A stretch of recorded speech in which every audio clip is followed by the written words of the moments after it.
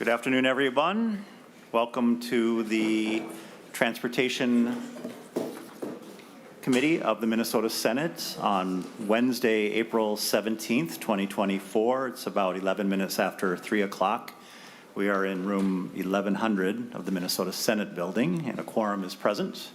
Members, today is reserved for the rollout, presentation, and testimony of the Transportation Supplemental Finance Omnibus Bill, Senate File 5284.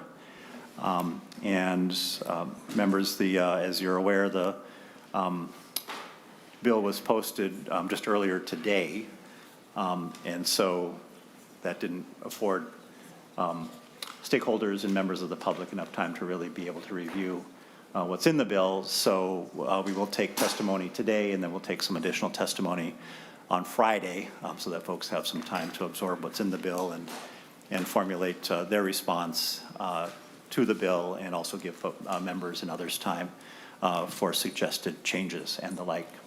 Members, I'm just going to present from here because I'm not actually going to be doing the bulk of the presentation. Today is really the opportunity to receive information. We'll take the bulk of the questions from the committee to me and to others on Friday, if that's all right. I can answer some initial questions, of course, but diving into the guts of the bill, we'll do on Friday. So with that, members, to get the bill in front of us, we need to move the A3 amendment. Senator Carlson, would you be willing to move the A3 amendment? Senator Carlson moves the A3 amendment to Senate File 5284. All in favor say aye. Aye. Opposed say no. Motion carries. And so we'll just jump right in. Despite the fact that they were up all night pretty much, they look very fresh and lively. We're going to have Ms. Boyd and Mr. Greenfield walk us through the A3 amendment. Ms. Boyd. Thank you, Mr. Chair. I believe I'll start with the spreadsheet, which I believe has been distributed. Senate File 5284, 24-25 supplemental budget. These are change items only, so no comparison to base, and I'll just walk through them pretty briefly. First is Department of Transportation. On line 4, there is a $100,000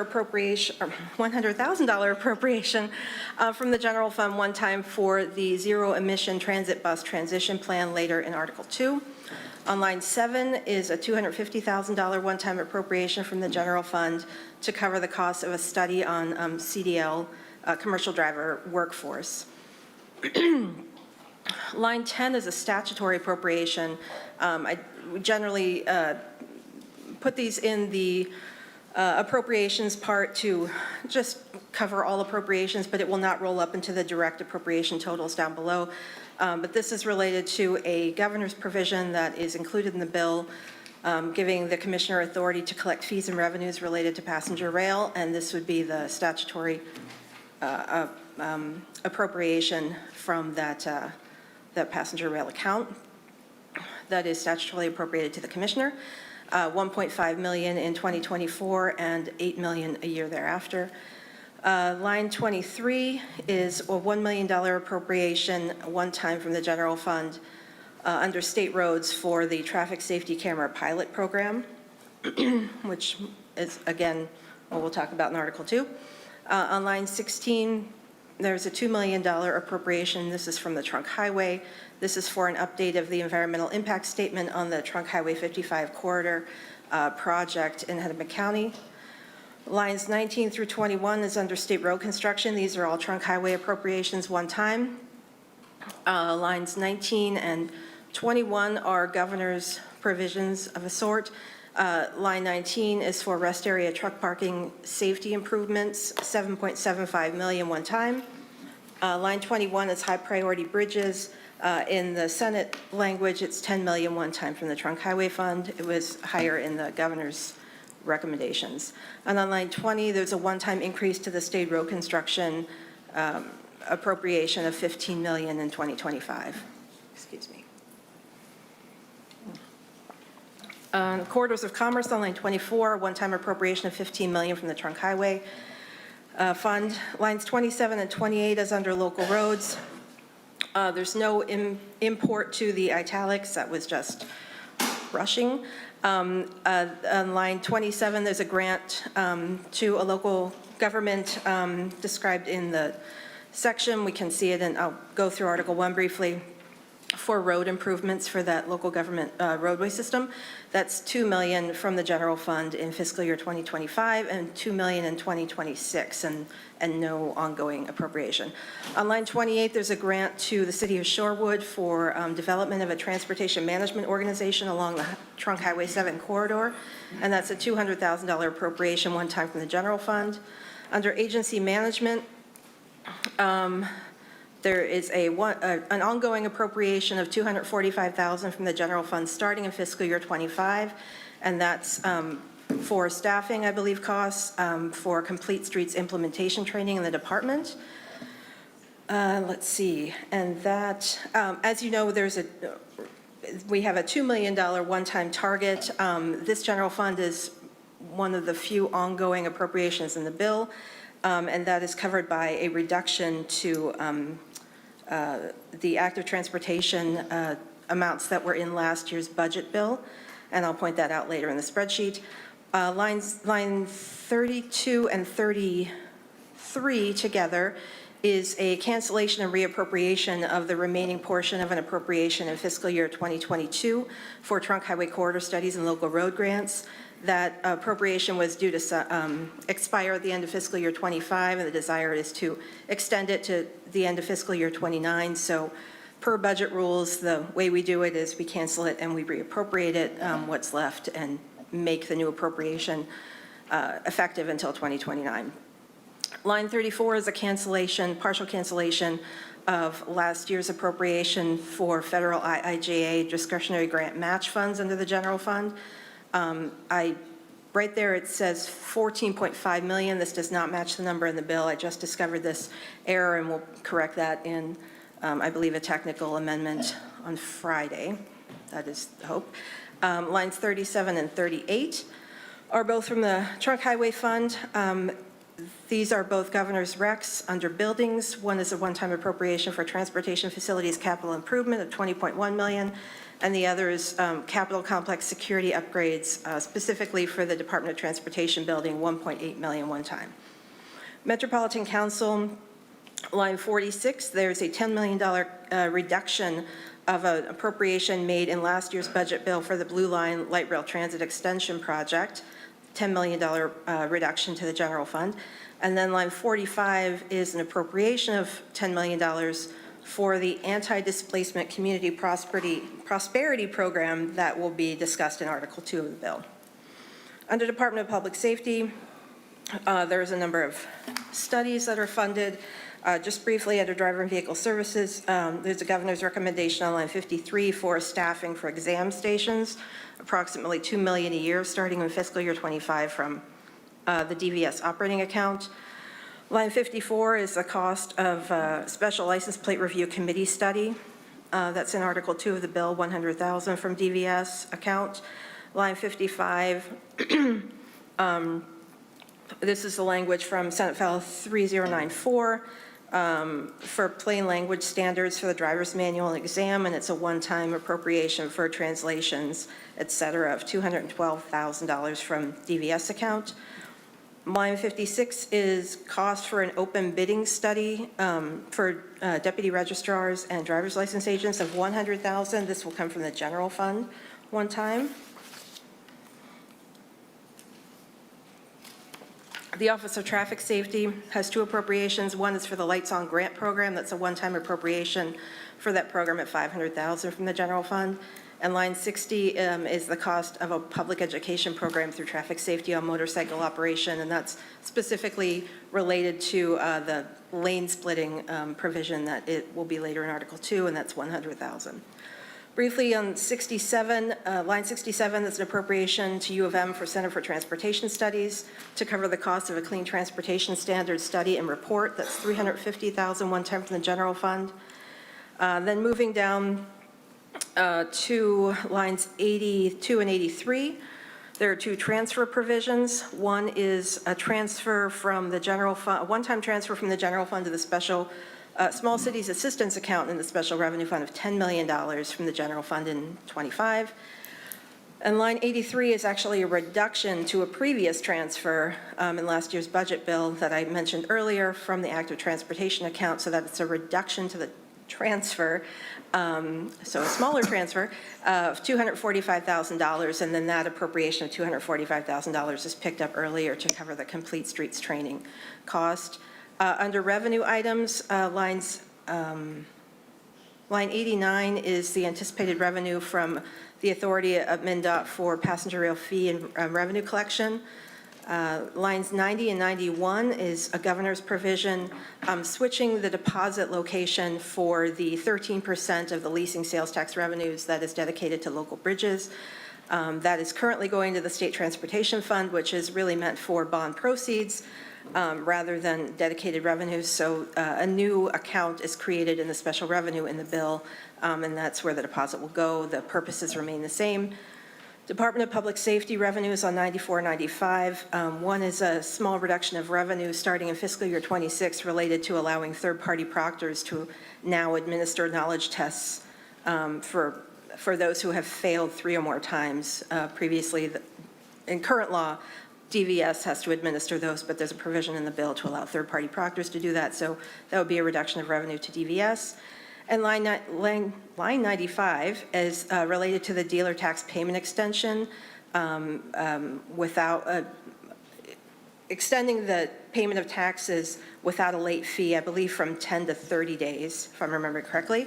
And that will be a reduction of late fee revenue of about $800,000 a year. And then if we just drop down to the bottom, you can see between the reductions and the new appropriations, one of the appropriations moved out into fiscal year 2026. So effectively, the target of $2 million net is met because the amounts in 24 and 25 cancel out from the general fund. And Mr. Chair, if you'd like, I can walk briefly through the provisions in Article 1 that aren't captured in the spreadsheet. Yes, that would be great. Thanks. I'll do that as quickly as I can. Most of the appropriations are covered in the spreadsheet, so I will skip ahead to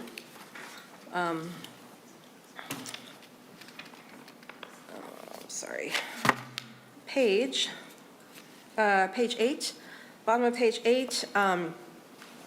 This was in the governor's recs, amending bond sale expenses from laws 2021.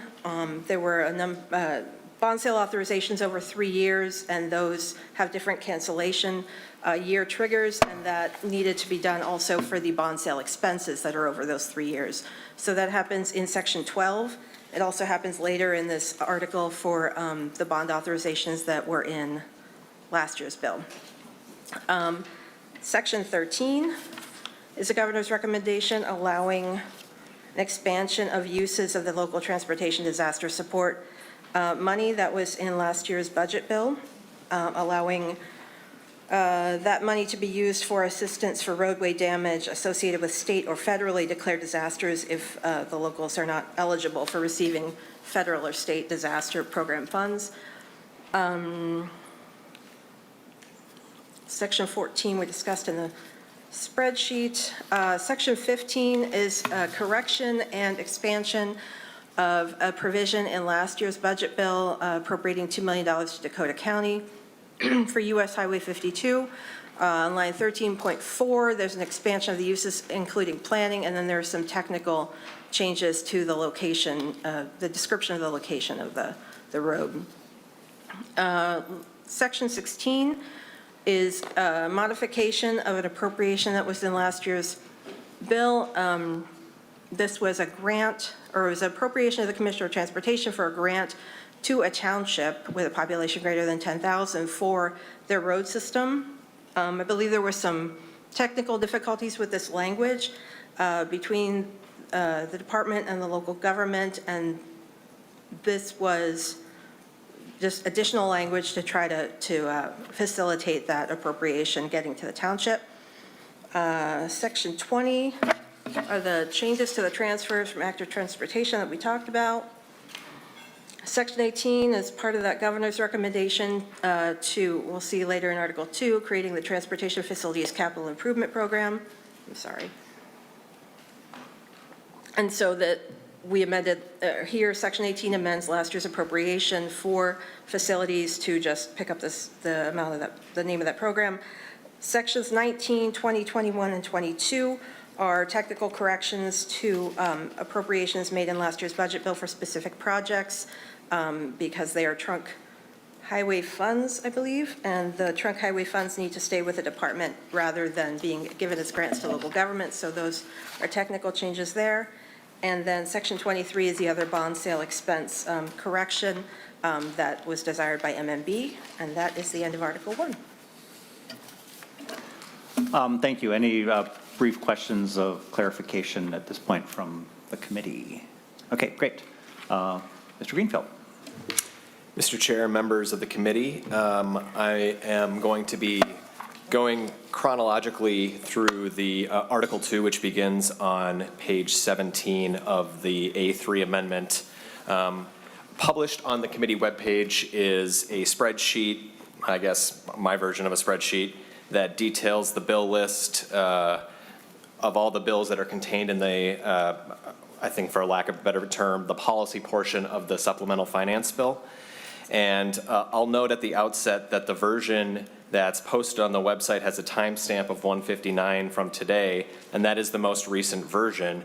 The one that has been distributed to as a physical copy has some slight sections that are missing or just some slight differences that I was able to update and get posted in time. I'll also note that on the digital version of the bill list, there are links where possible to amendments that were adopted in committee, but then laid over for possible inclusion, or in the instance of Senate File 2026, heard in judiciary, but the committee report had not yet been adopted, so an official engrossment language was not yet available. And I think that brings us to the first business in the walkthrough of the bill list, which begins on page 17 and 18, which is Senate File 2026. The language that was passed out of the Transportation Committee, the first engrossment language, is the language that's included for the traffic safety camera system program, but that's not the language that was passed out of Judiciary last Friday. So there's note at the bottom of in the end notes of the bill list that kind of describe the differences between the bills. I'll note the language that passed out of Judiciary is a pilot program that goes from June 1st, 2025 until June 1st, 2029. It's in specified localities, including that are spelled out, and there are a variety of other substantive differences that the full intention is to bring essentially a substitution amendment on Friday where the language of the language that passed out of Judiciary and has been posted on the transportation webpage as a unofficial engrossment or an unofficial look at the committee report for Senate File 2026. So if there are any language questions about the traffic safety camera provisions, it should be referred to the Senate file of that unofficial engrossment that has not yet been adopted. So with that being said, I'd like to begin by walking through Article 2, and I won't spend too much time on any one provision, but I will make notes of where things are addressed in the bill list for further information. Any questions about Senate File 2026 at this point? Okay. All right, so beginning on page 17, Article 2, Section 1 is data classification for Senator McEwen's Senate File 4939, limited driver's license for treatment court participants. Sections 2 through 4 on 17 and 18 are part of that traffic safety camera enforcement program that will be substituted out on Friday. Section 5, beginning on page 18, is probably the other substantive change in the language from the posted engrossment for Senate File 3993. When Senate File 3993 was heard in the Transportation Committee, Senator Morrison offered the A5 amendment to that bill that contained a variety of provisions pertaining to routine operation of electric-assisted bicycles.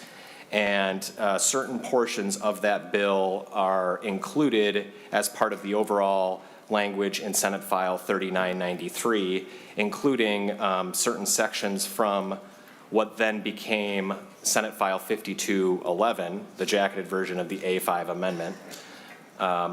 That then has included certain sections in the delete everything for the supplemental finance bill. And Section 5 on page 18 is the first instance of such an inclusion from Senate File 5211 that's part of the overall package with Senate File 3993 as detailed on the bill list. Section 6 and Section 7 are actually correct section inserts from the A6 amendment for Senate File 2026. Section 8 is the Senator Morrison's transportation greenhouse gas emissions impact assessment and mitigation changes with the Department of Transportation.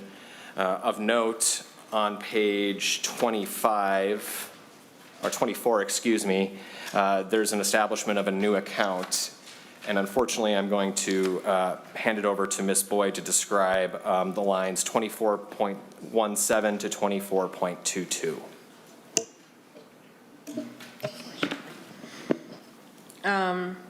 Yeah, just, Mr. Chair, briefly, this is in addition to the language creating a new transportation impact assessment and mitigation account in the special revenue fund.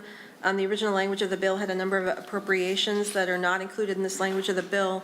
It was thought to create an account for when there was a source of revenue or a source of resources identified for this provision, that an account was created to be appropriated to the commissioner for those purposes. Mr. Chair, resuming the walkthrough on Section 9 is also the second section that was adopted as part of Senate File 5099 or laid over for Senate File 5099. There's a technical change beginning on page 25, line 17 through 20, where I specify the specific engineers for both a county engineer and a city engineer that's part of the amendment that was adopted in the committee when this bill was considered. Moving on to page 26, sections 10 through 15 are Senator McEwen's Senate File 3949, high voltage transmission lines in the trunk highway, requiring a constructability report and coordination between parties. Beginning on page 30, line 1, these lines, section 16 and section 18 are the first two sections of Senator Mohammed's pedestrian mall establishment. There are other sections that are grouped together later in the bill, but these are the first two that pertain to the county state aid highway system and the municipal state aid state aid street system. Section 17 is a provision from Senate File 4717, a Senator Jasinski bill, as is sections 19, 20 on page 30 and 31. So 17, 19, and 20 are part of Senate File 4717. Section 21 on page 31 is the first section of Senator Jasinski's roadable aircraft registration establishments. This adds the definition of a roadable aircraft to the motor vehicle chapter on vehicle registration. Of note, there is an end note for Senator Jasinski's provision that Section 10 of the first engrossment as it passed out of judiciary was not included in the supplemental finance transportation omnibus bill.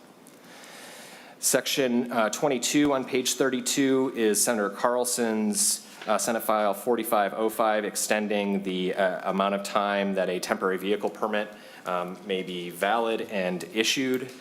This pertains to the overall extension of time that is put forward to title and register a vehicle.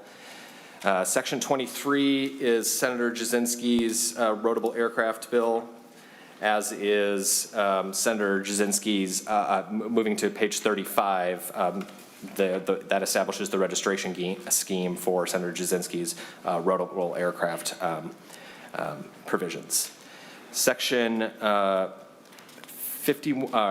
24 on page 34, sorry, I have to go back a page, is part of Senator Coleman's motorcycle lane splitting provision. This is a part of some technical cleanup for the motorcycle safety account that was adopted as part of the A3 amendment when the bill was heard in committee. Moving back to page 35, Section 26 is the first section of Senate File 3085, a Senator Jasinski provision that requires an auto dealer to apply for the certificate of title upon applying for registration plates or duplicate plates. And there are some slight changes that are described at the bottom of the bill list, including what was changed from what had been adopted in committee to the language that's currently in the A3 amendment. Page 36, Section 27 is Senator Herr's open bidding requirement for when a deputy registrar closes their location, the requirement that rulemaking be conducted by the Commissioner of Public Safety. Section 28 is Senate File 4098, Senator Jasinski's provision regarding lessee data for motor vehicles. I'll note on page 36, line 20, and 37, line 1, there's some technical language differences than the language that was heard that passed out of judiciary as the first engrossment. Section 29 is part of Senator Jasinski's 3085, as is Section 30. This applies the substantive requirements for the dealer to apply for a certificate of title. Of note, the requirement in paragraph B notes that if they elect to apply for a certificate of title on a vehicle held for resale but is not requesting, they need not register the vehicle but pay 1 month's registration tax, as is the practice under current law. The additional requirement that was brought in as part of the 3085 amendment in committee is on page 38 in section 31.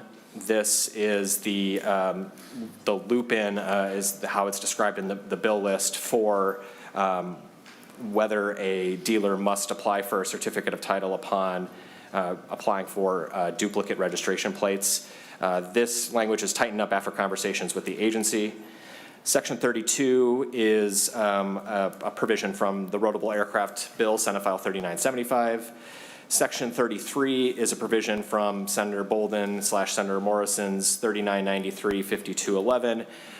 This is kind of the first instance in paragraph B where there is a slight difference from the language that was in the second engrossment.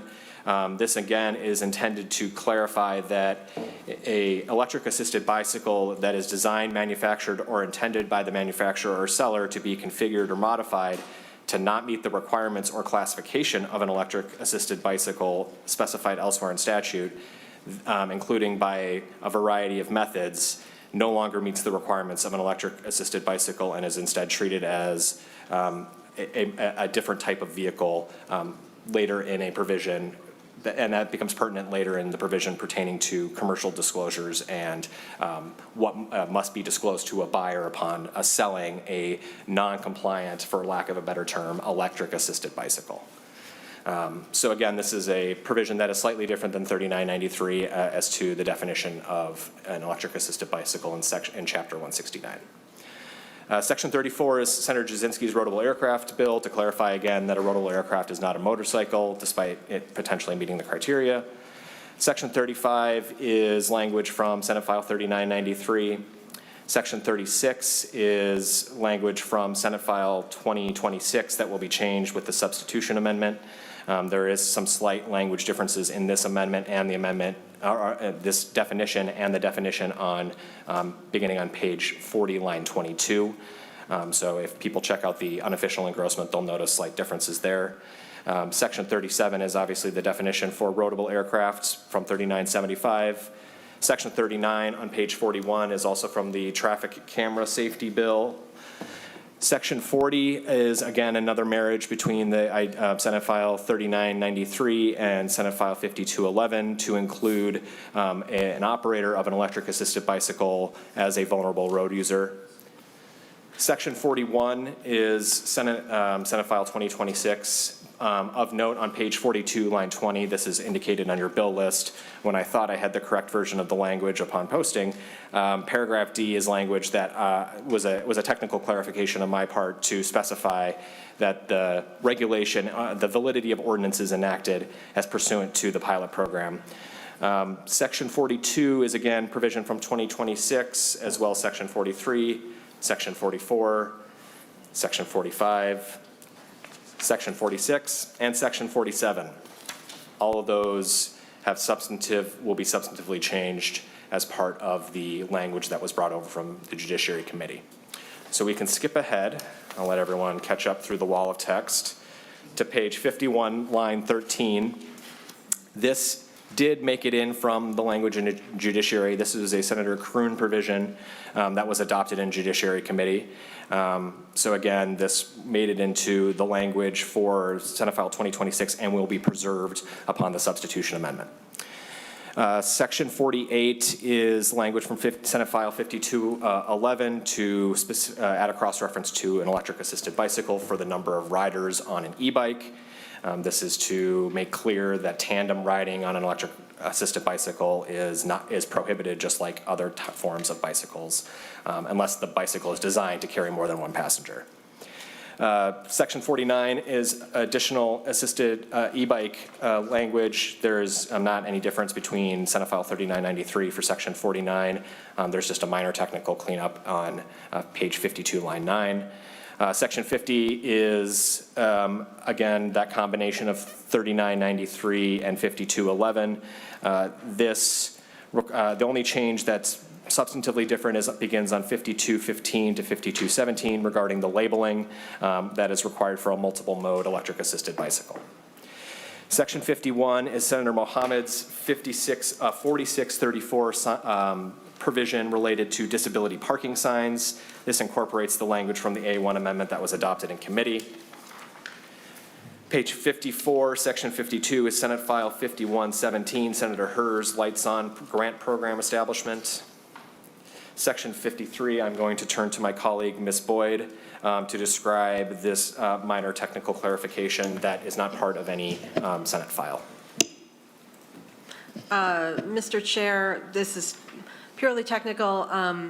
This is kind of old language when this account was created in the state treasury.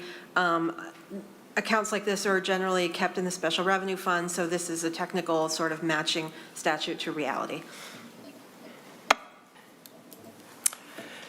Resuming on Section 54 on page 55, this is a definition of roadable aircraft, exempting it from the display of license plates. Section 55 is Senator Coleman's lane splitting provision for motorcycles, as amended by the A3 amendment in committee. Of note, on page 56, this section is effective July 1, 2025. Section 56 is the operation of roadable aircraft that is preserved from the first engrossment from Senate File 3975. This was language that we considered as a Transportation Committee to specify areas that a roadable aircraft may take off and land and be considered an aircraft. Section 57 is language from Senate File 2026 on page 57. On page 58, sections 58 and 59 are part of Senator Kroon's 4813, the temporary mailing address for certain individuals. This was language that was amended in committee by the A3 and A4 amendment. Section 60 is again one of those motorcycle safety account clarifications as part of 5174 on page 59. Section 61 is part of Senator Kroon's provision for the designation of a temporary mailing address, and that goes all the way until page 61. And then page 61, section 62 is Senator Kroon's online driver's license renewal for Real ID compliant and non-compliant driver's licenses.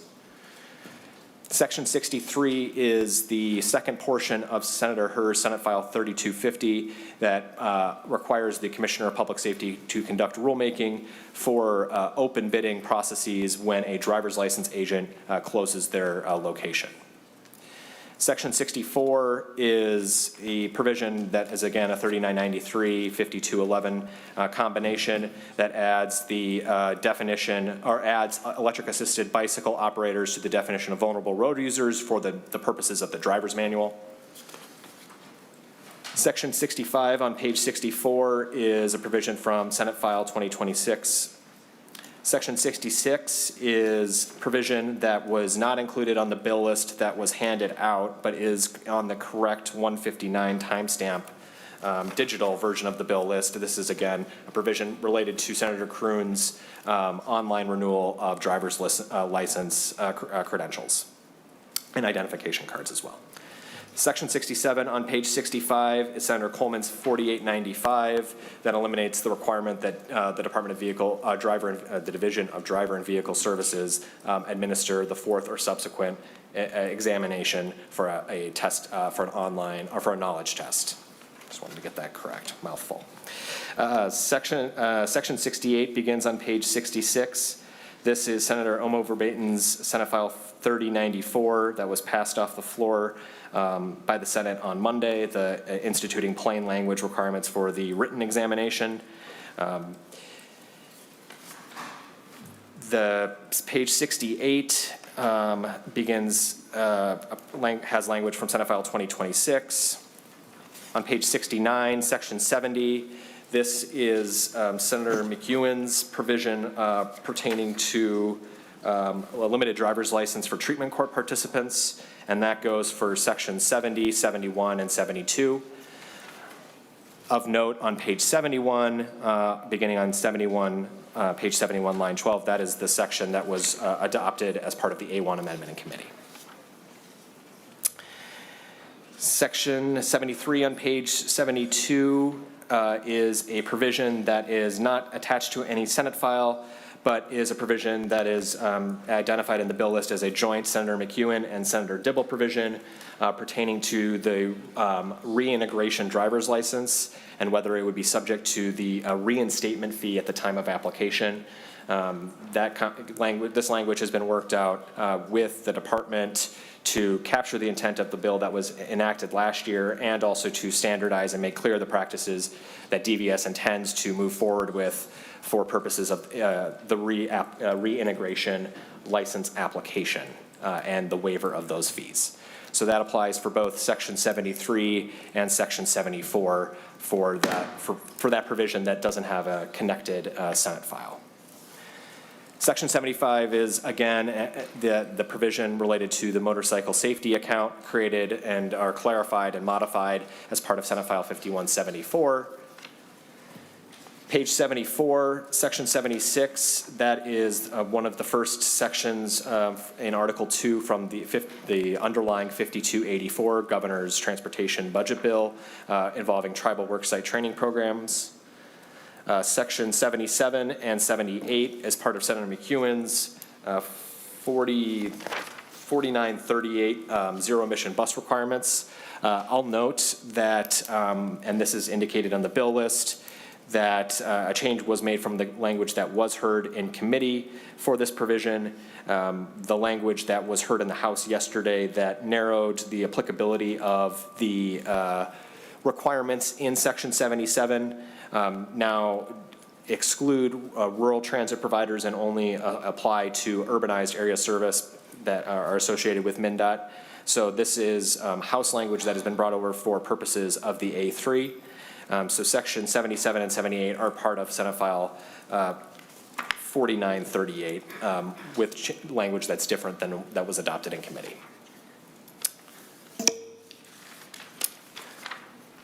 Section 79 on page 76 is another section from the Governor's Transportation Bill pertaining to a clarification for the Safe Routes to Schools accounts. Section 80 is Senate File 1625 that was heard in the Transportation Committee with a technical change. On page 76, lines 17 to 19, that adds the definition of a total estimated construction cost to specify and emphasize that the cost of construction for a complete transit line project or the sum of costs for all discrete segments is included as for that calculation of $100 million that would require the Commissioner of Transportation to be the responsible authority for construction. Section 81 is a provision from Senate File 4717, a Senator Jasinski, Senator Dibble provision. Section 82 is a transportation facilities capital program that's part of the Governor's Transportation Budget Bill. Of note, there is a slight change from the Governor's bill in the underlying 5284 beginning on page 78, lines 27 to 28. That includes that the capital the buildings that are essentially, the facilities that are created as part of this program must comply with the sustainable building guidelines that already apply to state buildings. Page 79, sections 83 and 84 are provisions that pertain to the passenger rail account that are from the Governor's Budget Bill 5284. The technical change that my colleague alluded to or spoke about in her walkthrough begins on page 80, lines 3 and 4. So that is a minor difference between 5284, the underlying bill, and this DE amendment. Section 85 and 86 and 87 on pages 80 and 81 are part of Senate File 3993. Section 89, beginning on page 81, is Senator Kupek's wayside detector system requirements for rail carriers. Page 83 is Senator Kupek's 4161 pertaining to the maximum length of a train. It includes a civil penalty beginning on page 83, line 18. Page 84, section 91 is Senator McEwen's yardmaster's hours of service maximum requirement. That's Senate File 4072. Section 92 and 93 are part of Senator Kupek's 4162, modifying the insurance coverage for the motor carrier of railroad employees, and Section 93 institutes a civil penalty. Section 94 on page 86 is a provision from the governor's state government bill that pertains to the motor vehicles lease sales tax revenue, and I'm going to hand it over to my colleague, Ms. Boyd, to kind of explain those differences that she underwent with that section and the reasons for its inclusion here. Mr. Chair, that's correct. I touched on this in the spreadsheet. This was just a switch of the deposit of the portion of the leasing sales tax that goes for the local bridge program, changing it from the state transportation account, which is bond proceeds generally, and depositing it in a new local bridge program account that's created in the special revenue fund. As Mr. Greenfield noted, this was actually in the governor's state government budget bill under MMB, who I believe really wanted this change, but this is a lease sales tax transportation provision, so it's brought into this bill. Resuming again on section 95 on page 87, this is from Senate File 5353 that pertains to county sales tax use reporting requirements. This is the language as it was engrossed by the A1 amendment as it was heard in committee. Section 96 is the last of the provisions pertaining to e-bikes, 3993 and 5211. Of note, this does have a significant departure from the language that was heard in the second engrossment. The classification of a powered cycle that I was referring to earlier, where a e-bike that is intended to be designed or manufactured and then modified in a way to not meet the definition of an electric assisted bicycle, in the language that was in the second engrossment for 3993, that was defined as a powered cycle. Here, that is reclassified as an other electric cycle. And that then follows the commercial disclosure requirements that are then modified to specify that when someone offers for sale, that if they are offering a other electric cycle, they have to disclose that it is either a motorcycle or a motorized bicycle powered by electric propulsion and not an electric assisted bicycle. So it makes reference for the disclosure that those falling outside the classification have to be disclosed to the buyer upon a seller making that representation. So I think that if you read through Senate File 3993's second engrossment, and you'll see the slight differences, but it does have more of a practical effect based on the definition of a powered cycle dropping away and the conforming changes therein. Moving on to page 91, section 98 is the last section for Senator Jasinski's roadable aircraft, adding that definition to the aeronautics chapter of law.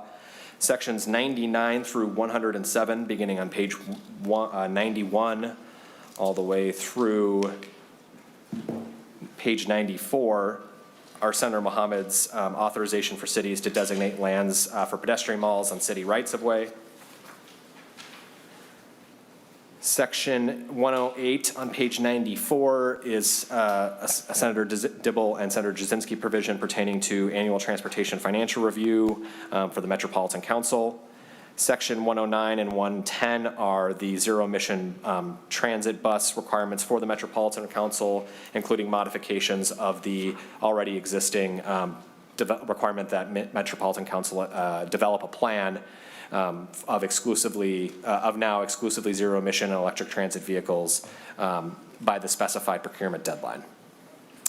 Section 111, beginning on page 97 through section 118, ending on page 100 are continuations of Senate File 1625, Senator Dibble's provision regarding the designation of responsible authority for construction of transit projects.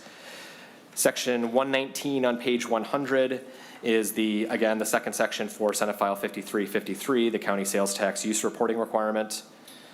Section 120 on page 101 is Senate File 4267, a Senator Dibble provision that was heard in committee and amended pertaining to the project scope and the requirements for what Metropolitan Council is required to fully fund for bus rapid transit projects.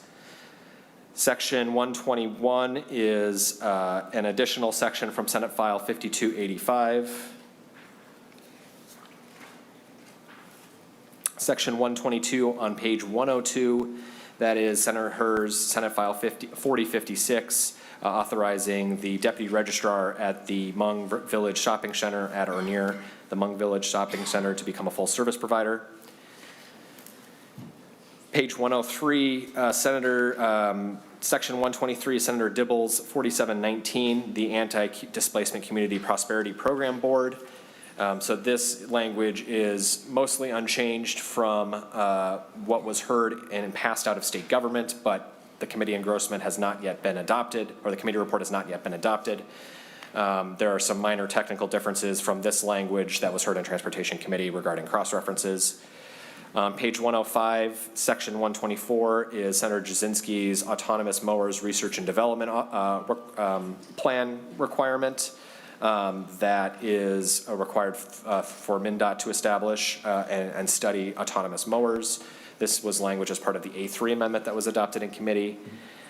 On page 106, section 125, this is language that was adopted as part of an amendment in the State and Local Government Committee for Senate File 4719 that moved out of statute the Blue Line Light Rail Extension Anti-Displacement Community Prosperity Program out of statute and into session law. And there are a variety of substantive and technical differences in terms of the program governance and the qualifying purposes for the Community Prosperity Program mechanics for how those funds are to be allocated and decided by the board.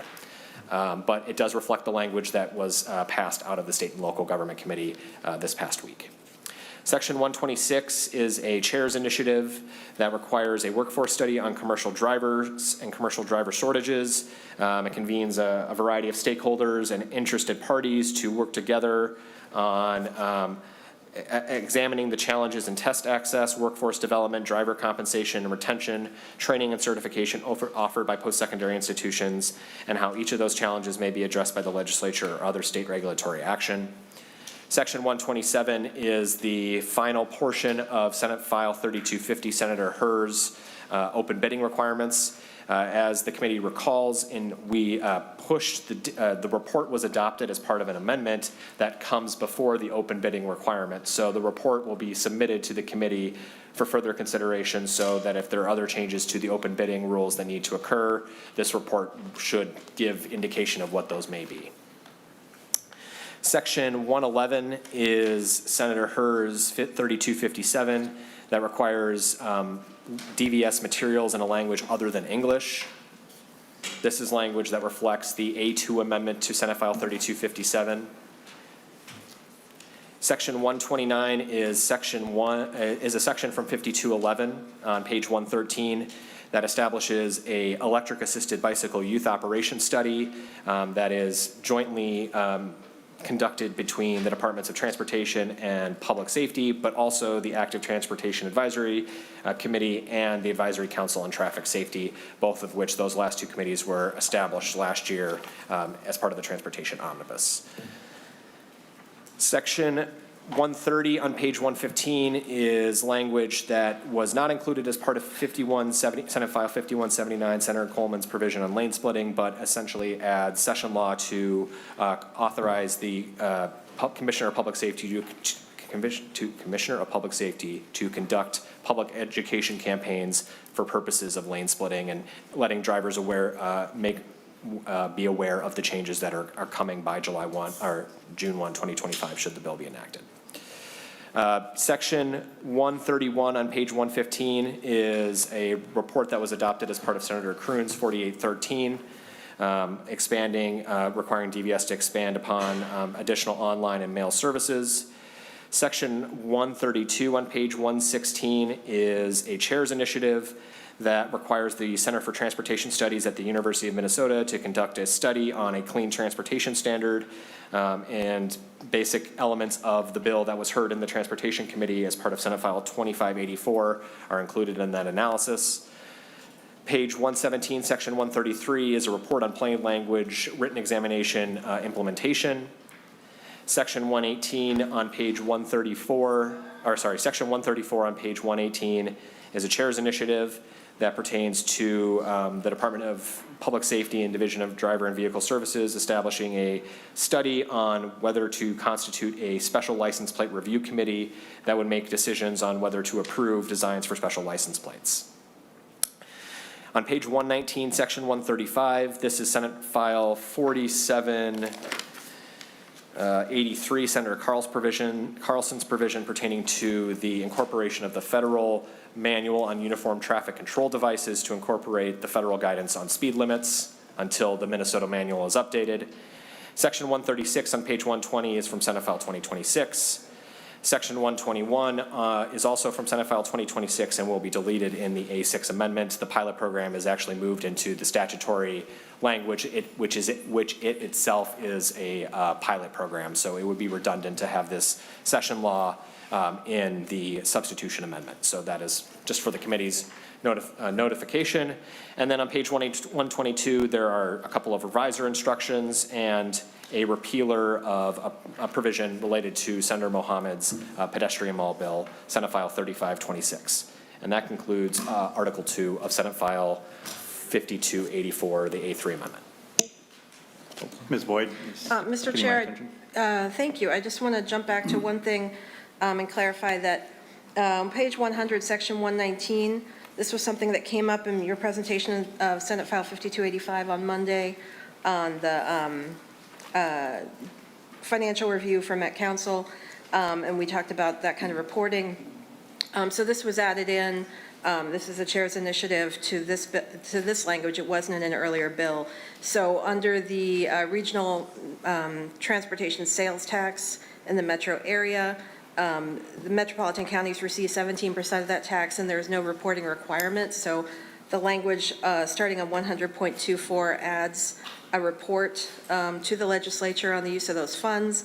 And if you see on 100.27, it says this report must be submitted in conjunction with the other report for county sales tax that metro counties must submit to the legislature. So the timing is similar, and there's some similar requirements under those. So I just wanted to point that out as a new piece of language. Which then also triggers, Ms. Boyd, my other thought on that day, which was the 5% of funds for the Metropolitan Council's report on their sales tax. We also thought we might want to hear about the 5% for active transportation. So, and Mr. Chair, thank you. That is included on page 94 in section 108. It's an addition to that language for the transportation financial review, just noting that the breakdown by every transportation funding source for the council should include the sales tax used for active transportation. So that 5% of the 83% is also, even though it's through the Transportation Advisory Board, should be noted in the report. great. Thank you. So members, at this point, any questions before we move to testimony? Great. All right. with that, we will invite testimony on the A3, delete everything amendments, the omnibus bill. And leading off, we have Commissioner of Transportation, Nancy Dobbenberger, with us.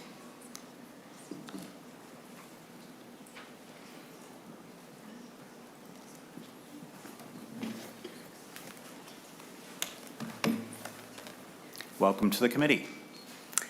Thank you, Mr. Chair and members of the committee. My name is Nancy Dobbenberger, and I am the Commissioner of the Minnesota Department of Transportation.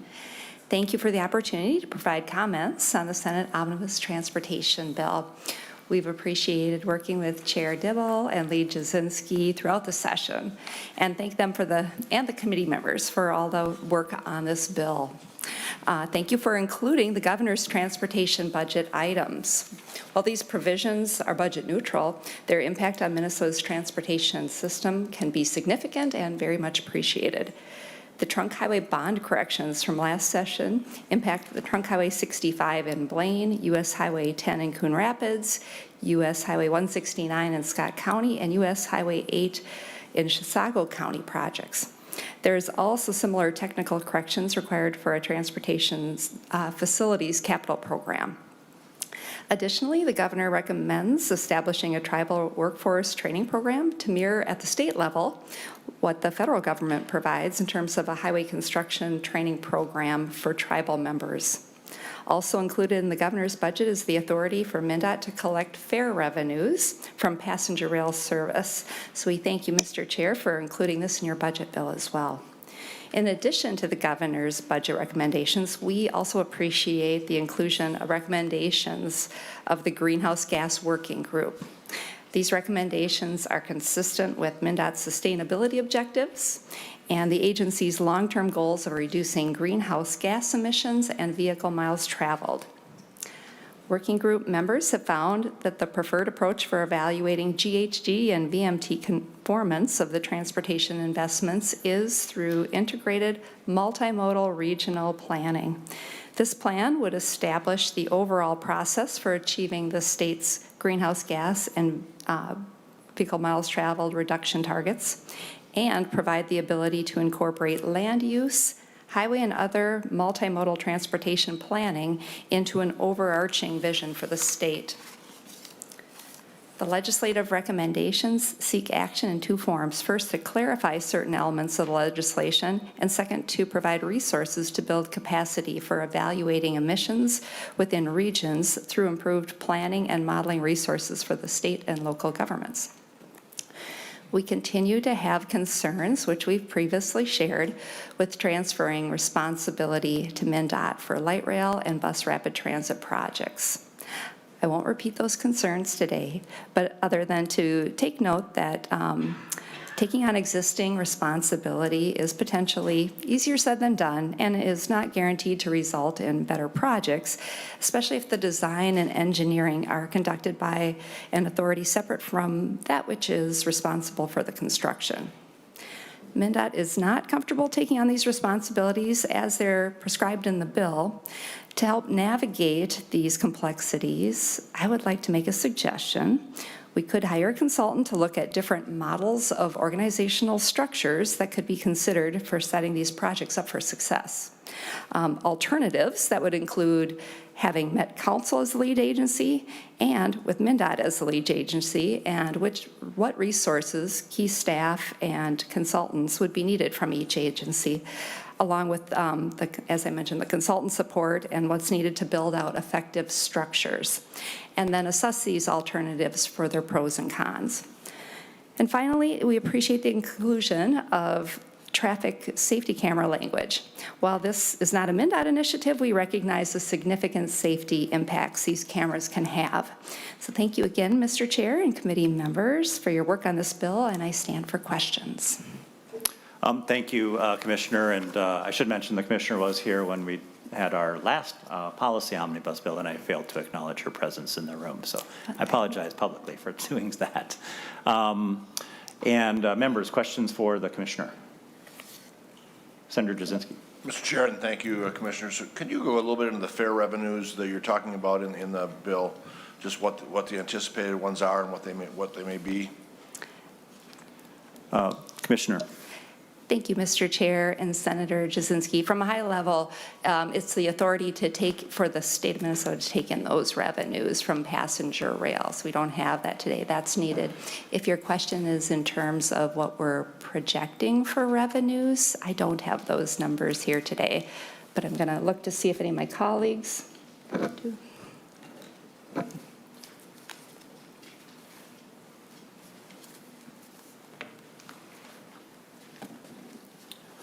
Welcome, Mr. Rudy. Thank you, Mr. Chair. And Senator Jasinski, perhaps Ms. Boyd is pointing this out on the spreadsheet, but I think it is reflected on line 89 of the spreadsheet. So in fiscal 24, it would be approximately 1.5 million. And then starting next fiscal year and continuing, we would project 8 million per year. So that would be for the second daily train to Chicago.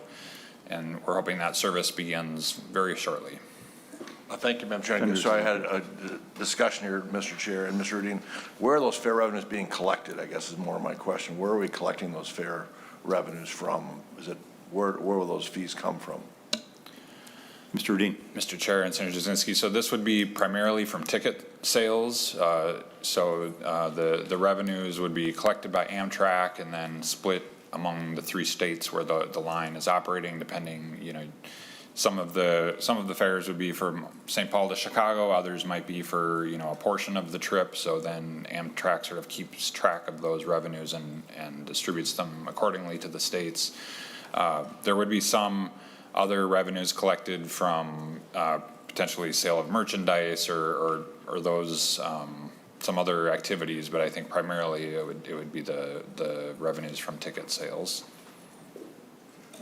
Thank you, Mr. Chair. Mr. So what was the last one you said, the revenues from where? Not the ticket ones, but did you say clothing or something? What was it from? Or I guess I'm confused on what revenue fee that would be coming from. Mr. Rudin. Mr. Chair and Senator Jasinski, yeah, that's my understanding is that there could be some sale of merchandise that would be available for purchase. And so I don't think that would be a significant amount of revenue, but if such sales were to occur, the states would be able to collect a portion of those revenues. Mr. Rudin, would that be like souvenirs or like food on the train, things like that? Mr. Chair, yeah, I think that's correct. I think it would be more in the souvenir category. I don't know that food and beverage sales would be included because I think that would be something that the operator would keep those revenues. But yeah, if there was souvenir type merchandise available for sale, then the states could potentially share in those revenues. Thank you, Mr. Chair. And thank you, Mr. Rudin and Commissioner. And then as a reminder, we created what is it, an account? How does this work? An account in the special revenue fund, Ms. Boyd, to specify that those receipts will be deposited there. And then that becomes what, a statutory and open appropriation that the agency uses as they need it. Mr. Chair, that's correct. The fee and revenue authority that's collected under that, or the fee and revenues that are collected under that authority in that section are now, the language has it deposited into this passenger rail account that was created last year.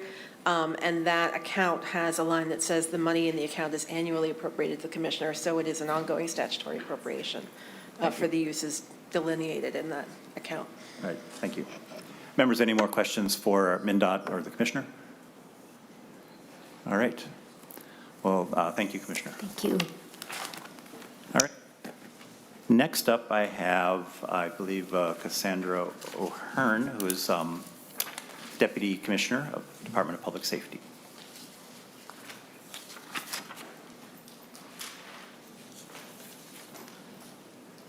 Oh, we have the whole team. All right.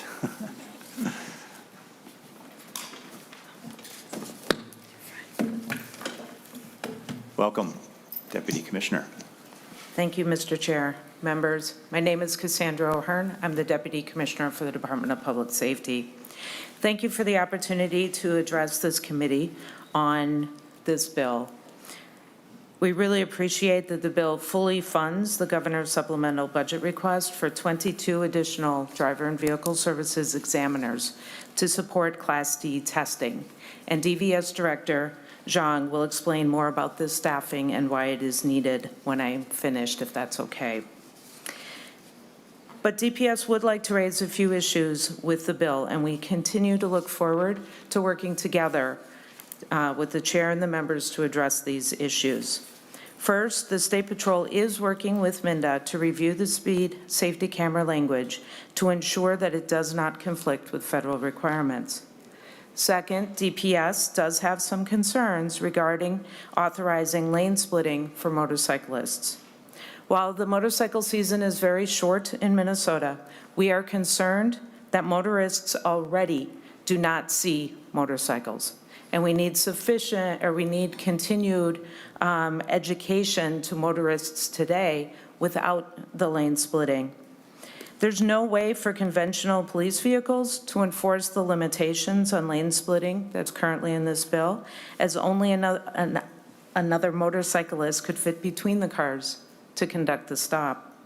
And while DPS appreciates funding for the Office of Traffic Safety to fund an additional educational campaign about these changes, that funding comes from the special revenue that is already existing for motorcycle safety, and it's just not large enough to do the, see motorcycles campaigns that currently exist and also educate drivers on this change.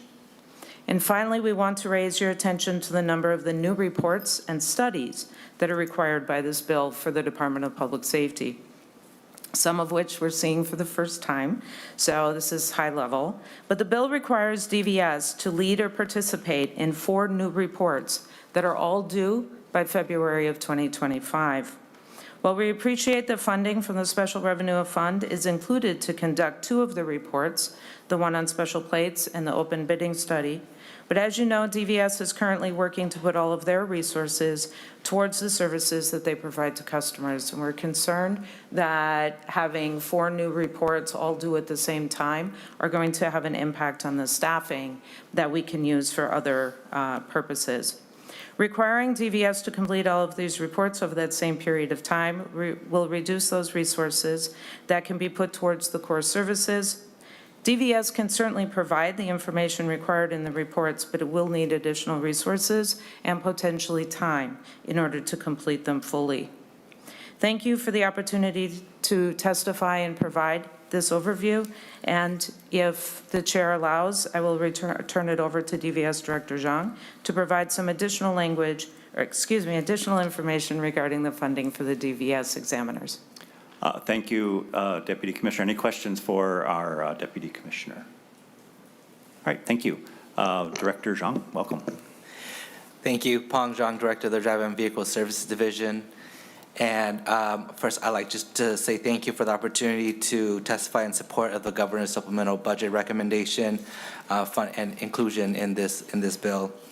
I'd like to just start with some information about services provided by DVS in 2023. We've processed over 10 million transactions and collected over $1.7 billion in annual revenue, amongst other services that are provided here on the screen. Next slide. We believe that the additional funds to bring in these examiners will help us do even more. In this last year, we provided over 200,000 knowledge tests and 143,000 Class D skills tests.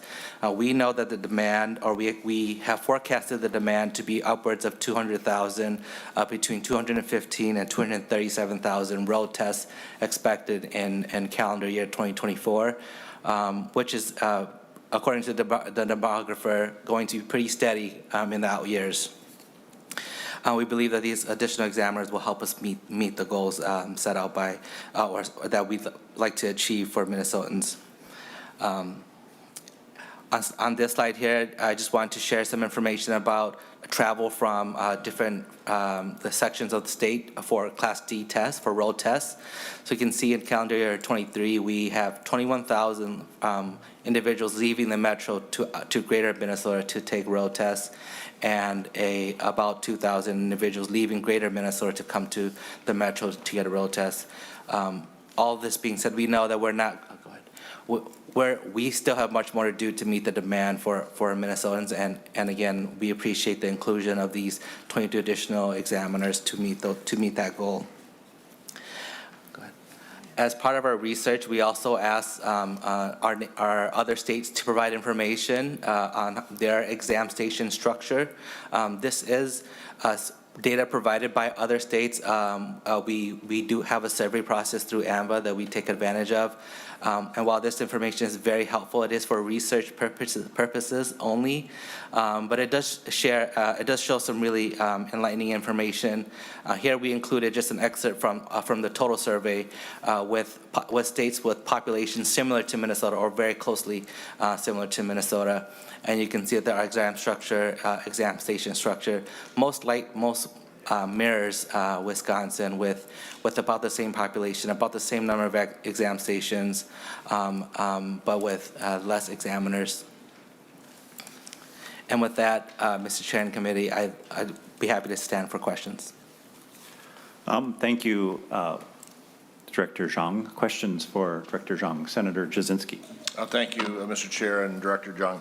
Just happy to see we're looking at the examiners issue. You know, again, that's frustrating. Obviously, it's a lot of new staff, and that is a little bit concerning to me. But looking at the comparisons to other states our size, I think that may a little bit more support for me. But I know there's a huge frustration across the state with getting those, especially Class D driver's license exams taken.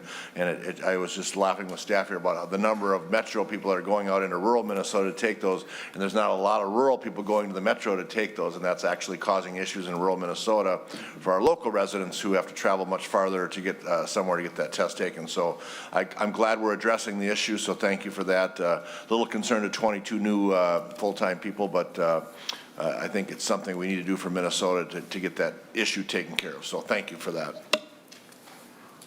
Members. So Director Zhang, Senator Jasinski said what I was going to say. So, and we do have that report that's traveling in the policy bill that'll show us how effective, because I know that when the initiative was brought forward, there's a high level of confidence that this would maybe, hopefully, or it will, put us on a good path to fulfilling the 2-week standard that we aspire to. So we're looking forward to that. Thanks. All right. Ms. Gallagher, anything? All right. All right. Thank you very much. Thank you. All right. Next I have on my list Cap O'Rourke from the Small Cities.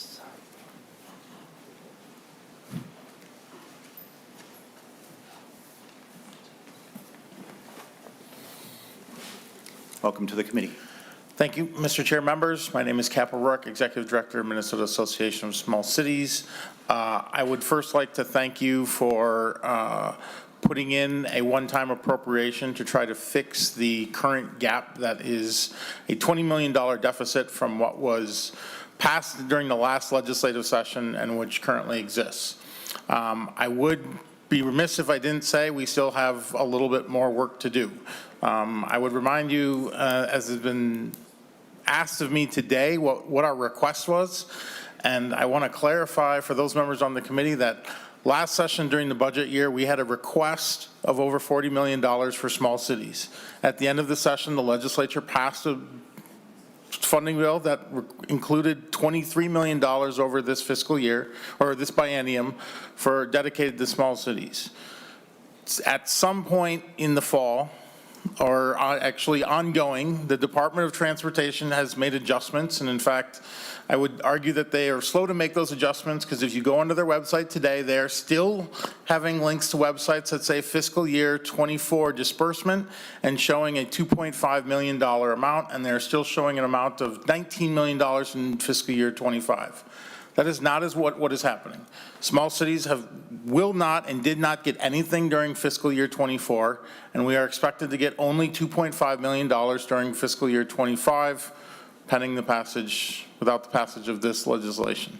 So all we are asking for is the amount that the legislator told us last spring that we are going to get, which is $23 million over the course of the biennium. This money, we would like to be appropriated, and it goes out, as the Senate language has, it goes out in the July payment. When it goes out, it will go to roads directly. It'll go into projects right away. I don't expect much of this money will be left, and it will not be sitting on a shelf or an account waiting to get spent. It is good money, and so I would urge you to find an additional $10 million to meet the needs that the legislature was trying to address last spring. Thank you. Thank you. Questions, members? Senator Jasinski. Thank you, Mr. Chair. And again, I do want to appreciate or say appreciation for the $10 million that we did get in the bill, and especially expediting that to July 1st and not going July and December. So, but I am still concerned about a whole. These small cities need the money now, and the longer you put off some of these road maintenance and projects, the more expensive it gets down the road. So if there's a way we can find additional money to basically commit to what we had committed passing last year in the $23 million and filling that hole, I think it's very, very important. And I know there's probably some different funds that we could look at to actually some type of a loan back and forth for that, because I know there's some money sitting in some accounts that may or may not use depending on federal matches that we could tap into and actually maybe even repay that if it does come to fruition. But again, these small cities are struggling for money. They need the money for the roads and the bridges. They have the projects ready to go. They can be spent. It's not just money that's going to set aside an account and wait. This is money that is desperately needed in our small cities across the state. I know Senator Morrison has many small cities in her district as well as many of ours that could really use this money now. So thank you, Mr. Rourke, for making sure that we all know about that. I know we've had discussions, but if there's any way we can fill that extra $10 million in the budget, it would be much appreciated. So thank you. Great. Thank you. Mr. Chair. Senator, Mr. O'Rourke. Don't want to demote you. Mr. Chair, and I would like to clarify, I had a meeting today, and one of the members asked why small cities were different than other municipalities and local units of government that are getting TAA funds. And I would clarify that, and two aspects were different. One, this is the only source of money we get from transportation. Every other entity, counties, townships, and large cities, all have other revenue sources for transportation that they can use. And so this is the only pot of money that kind of we've ever had. And so this is the whole thing for us. And that's really significant. And we just, our cities have looked at planning to spend some of these dollars, and now they're kind of caught in the leeway of whether or not the monies are coming out. Great. Thank you. Senator Howe. Thank you, Mr. Chair. And I guess, Mike, I've never seen anything like this before, because usually when we appropriate money, it's there July 1 of 2023. So I just don't understand how we now are collecting money to give out. Usually when we appropriate money, it's an estimation on the amount of automotive sales tax that we think is going to be done by the national automotive sales parts distributors, and it's an estimation. That money's appropriated. So my question is where is that money, and what account is it sitting in? Because it's been appropriated. Who's using it? Where did it go if it didn't go to the small cities? I don't think it's quite that straightforward. I don't know if Ms. Boyd can help us find her way out of it, or we can pin it and come back with a more fulsome explanation on Friday to gain a better understanding of this dynamic. All right, we'll do that. We'll have an answer. Thanks. Thank you, Mr. O'Rourke. Anything further, members? Okay. So we have Michael Wojcik from Bike MN.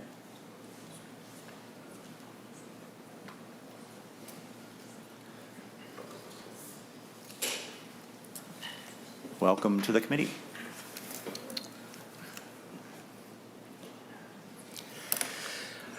Mr. Chair, Senators, thank you for the opportunity to be here to speak in favor of this bill, in particular the parts of the language that deal with making sure that those that we love who walk, bike, and roll in the state of Minnesota are able to safely access our transit ways. I am the Executive Director of the Bicycle Alliance of Minnesota. I will keep my remarks incredibly concise because there's a lot in here, as it turns out. And a couple of things that I'd point to that we're excited is there's really a focus on making sure as we're designing new roads and redesigning roads that we're going to be making sure we consider the needs of all users early on at the right phase. That's an important inclusion in this bill. Additionally, e-bikes are an exciting new technology, but too often we see them being abused, or we see things that are not actually e-bikes being treated as e-bikes. This language does significant work to close loopholes in what is and is not an e-bike, and further sets out direction so that we can continue to be a national leader in making sure that our policies in terms of making sure the public is safe with e-bike technology continue to lead the nation. So we appreciate the flexibility of folks that have worked with us. We continue to welcome your questions and look forward to working with anyone who cares about these issues. We are honored to have the portions of the language that we've worked on near unanimous support throughout the process. I stand ready to answer any questions and just want to give a final thank you to staff for some of the incredible work they've been doing turning this around as well. So thank you once again, and I'm happy to take any questions that you might have. Members, any questions? All right. Thank you. Thank you, Mr. Wojcik. Would anyone else like to testify on Senate File 5284? Yes. And also just, Mr. Hurst? Yeah, please come forward.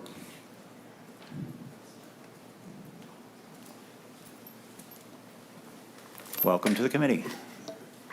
Thank you, Mr. Chair. And members, for the record, Jim Hurst on behalf of the Minnesota Deputy Registrars Association. I had originally signed up for Friday, but given there is some time today, I will make use of it today instead of tomorrow. My comments will be very brief, and they will basically mirror comments that I made to the committee on this matter just last week. This is in regards now in the A3 Amendment, Article 2, Section 62, as well as Section 131. These are the online driver's license renewal language that was advanced by, I believe, Senator Kroon last week. Excuse me. Again, members, deputy registrars are struggling. You've heard their pleas over the years. For years, we have sought fee increases for our transactions that we do. That is the only income that we realize in order to keep our doors open. Previously, our attempts to do that were caused by multiple factors. Part of it is the fact that for the last 20 years, the department has been doing online renewals of tabs. That was a major revenue stream of ours that caused many offices to start losing money because it was a vital revenue stream that offices relied on. We're not against progress. However, over the last few years, the amount of online transactions conducted directly with the department, specifically with tabs, has increased to the point where it's over 50% of all tabs are now being done by the department. With legislation like this allowing the department to now proceed and do the same thing with driver's license, we know very well what the impact is going to be on our offices. Now, granted, the separate article, or separate section number 131 calls for a report. However, I caution the committee, these two sections are putting the cart before the horse. I would strongly encourage the committee, the study needs to be done first because the impact to the deputies is going to be very severe. If we allow this to go forward first, starting in October, by the time the report comes around 5-6 months later, and it could be later than that because the department just testified and said all these reports coming due is too soon and we'd like those to be pushed out further. It could be a year before we see a report that addresses just the impact is on the deputies. So I caution the department to, A, reconsider the wisdom of incorporating and including Section 62, and certainly make the report come prior to that so that we know what we're dealing with. The deputies already are struggling, and quite honestly, with something like this, I could see offices just deciding, you know what, we're going to forego doing driver's licenses. We know we're going to lose money on it, so let's cut our losses. At the end of the day, that is not a great service for the citizens of Minnesota.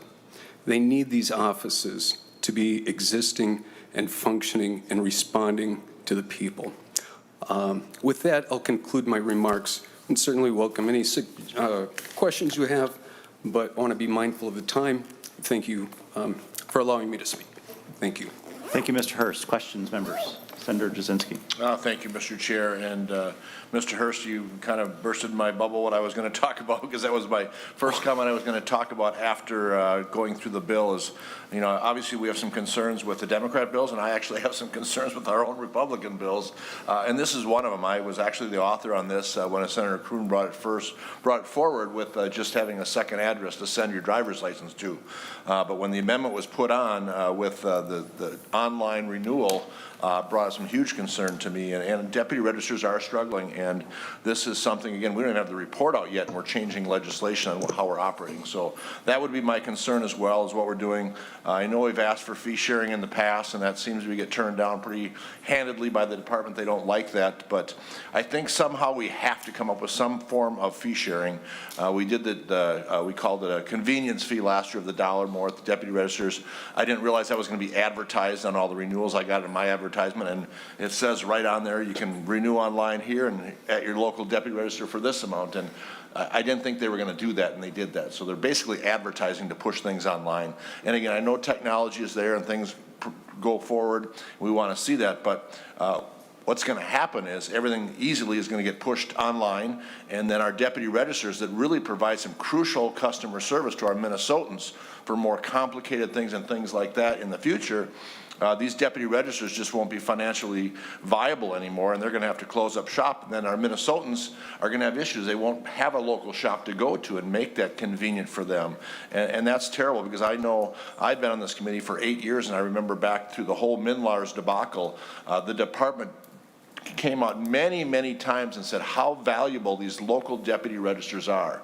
And if we put these deputy registers out of business by doing more and more online and not sharing the revenue some way, maybe it's maybe the dollar difference that we're collecting now, maybe we add $1 on the DVS and fee share that, or somehow, and I know you said you've had some ideas, but we need to work somehow to keep these deputy registers providing service to our Minnesotans in our local communities and not pushing them down. And we have a lot of seniors that can't do things online, and if we're going to push this all online and then these shops close up, our seniors and people that just don't get on a computer to these are not going to be available to do that, and that's just a disservice to Minnesota. So I hope we can work somehow. Again, I would like to see this removed for the online, as far as what Mr. Hurst has talked about, allowing every other year or whatever it is in the bill. It says it, but we need to get rid of that, and we need to definitely look at somehow how we can do some type of fee sharing that keeps these deputy registers, because as I've said before, a lot of people go online, they try and get the transaction done, and for some reason it can't get done. They go to their local deputy registers, and their local deputy registers are not getting compensated for that, and they want to help people. That's just being Minnesota nice, and they're losing that revenue, and sooner or later they're not going to be there, and then we're going to have a much bigger issue on our plate to how we're going to deal with that. So that's my concerns, and thank you, Mr. Hurst, for coming forward. I didn't know you were coming forward, but this was going to be my spiel either way. So I think we really need to look at this to come up a way that we can fix this without hurting our deputy registers and without providing the customer service that our Minnesotans have become accustomed to and desperately need. So thank you, Mr. Chair. Thank you, Senator Jasinski. Members, anything further? All right, thank you, Mr. Hurst. I see that Laura Ziegler from the HEC would like to come forward. Welcome. Welcome to the committee. Thank you, Mr. Chair, members of the committee. My name is Laura Ziegler with Associated General Contractors of Minnesota. We've worked extensively over the years to improve the protections for our roadway workers and the traveling public. And to that end, we fully appreciate and support the inclusion of Senate File 2026 in the Omnibus Finance Bill to establish a safety camera pilot program to make construction work zones safer. I want to thank Senator Mohammed for championing this effort, Senator Dibble for including it in the Omnibus bill, to the committee for considering it, and also to MnDOT and DPS for their ongoing collaboration. Working in the roadway is normally challenging, but it's become even more challenging in recent years with the increased speeding. During a recent Interstate 94 project, which a number of you toured, the data over a 2-week time frame revealed that 65% of over the 1 million vehicles traveling through that work zone exceeded the speed limit by 10+ miles an hour. And within that, tens of thousands of drivers exceeded over 80 miles an hour, including many traveling over 100 miles an hour. It's well understood and supported that these excessive speeds lead to more crashes and more instances of a vehicle passing through those orange barricades. Mr. Chair, members of the committee, it's especially poignant that you're hearing the bill right now. It is National Work Zone Awareness Week. So thank you. Work zones are temporary, but driver behavior can last forever. Thanks again. Thank you. Questions for Ms. Ziegler? All right, thank you so much. All right, would anyone else like to come forward and testify at this point? And remember, you have Friday as an opportunity as well. So members, anything further at this point? So I just wanted to say, there's a lot here. And this is our first look at it. I'll be around. Well, of course, we'll be hanging out on the floor for a while tomorrow. So come on over to my desk. Otherwise, I'll be around. An omnibus rollout, of course, is just a starting point for a conversation. So if we have other ideas, let's work them through over the next couple of days before we end up back in this room at noon on Friday for. I'll spend a little more time talking about some of the stuff that just showed up for the first time today. Of course, that means that I'm not averse to other good ideas that might show up for the first time on Friday. So let's have that conversation. Senator Howe. Thank you, Mr. Chair. And not to belabor the point or make us stay here any longer, but some of the provisions that I'm concerned about is on the railroad provisions, Section 90 on page 83 and Section 92 on page 84 and 85 regarding the length of train and the insurance requirements for those railroad providers. They were sent to both, one was sent to Commerce, one was sent to Judiciary, and I sit on both those committees. I don't think any of those provisions that needed to be heard in those committees were actually heard in those committees. So I'm just surprised to see them in the bill at this point. So that's just a concern of mine, and we can have a discussion offline on. Yeah, let's talk about that some more. I think the idea was to either see if they get hurt or not. Put them in the bill, and if they get hurt or not, we wanted to get it in the bill, and then see. I did hear on the Commerce piece. I know the Commerce chair is asking for substantial revision, and if we're able to make that revision to that proposal on the insurance piece, he would be comfortable with it not necessarily having to get checked off by them. So we'll be talking to the chief author. We'll bring that back to the committee. See how the committee feels. So at least that one. The other piece, we'll talk about whether or not it's appropriate to have it in this bill or not, given that it hasn't been heard by the committee to which it's been referred, because I do like to respect committee jurisdictions. So we can talk more about that tomorrow. Maybe engage the chair of Judiciary as well in that conversation. And then I had another thought, but anyways, bottom line. And the invitation as well is open to everyone in the public and the advocates here. Engage myself or our council or our staff over the next couple of days as we move towards markup on Friday. All right. And Senator Jasinski, I'm sure we'll be talking a lot over the next couple of days about the ideas in the bill and the ideas that you have. Just thank you, Mr. Chair. And just one other, as long as we're looking at the whole bill, and again, I'll be here on Friday. I might be a little late. I have a funeral I have to attend to in the morning. But again, there are some great bills in here. There's some bills I'm concerned about. There's some I have concerns on both sides of the aisle. But I do have to bring the greenhouse gas emissions. And Senator Morrison, you've been great to work with, and this is nothing personal, but I've mentioned it to you. I have some real concerns. It's going to be causing our road projects. Some of them, again, as I said, Highway 14 would or would not get done without this type of a portion in the bill. It's going to be more expensive. They're going to be delayed longer because of the things. So I have some concerns over that with our roads and bridges and meeting these greenhouse gases. We all want to reduce that, but we're looking at electric cars and other things. So I just have some concerns over that. I'll voice a lot of those on Friday, but that's just one thing as a other heads up. And again, I brought up concerns about our own members' bills, so I just have a concern about this one as well. As I've mentioned before, I think it's really going to reduce the amount of roads and bridges that we can do, looking at vehicle miles traveled and some of those issues and safety versus emissions and that whole thing I've been talking about for the last couple of years. So that's one of my other ones I have some concerns about. But again, I thank you for working with us. I thank you again for including many Republican bills in this bill. We really do appreciate that we do get some of our bills in here, but obviously we have some concerns. So thank you again. And with that, we'll look forward to working more on Friday. Great. All right. Anything further, members? All right. With that, we are adjourned, and we'll see you on Friday at noon.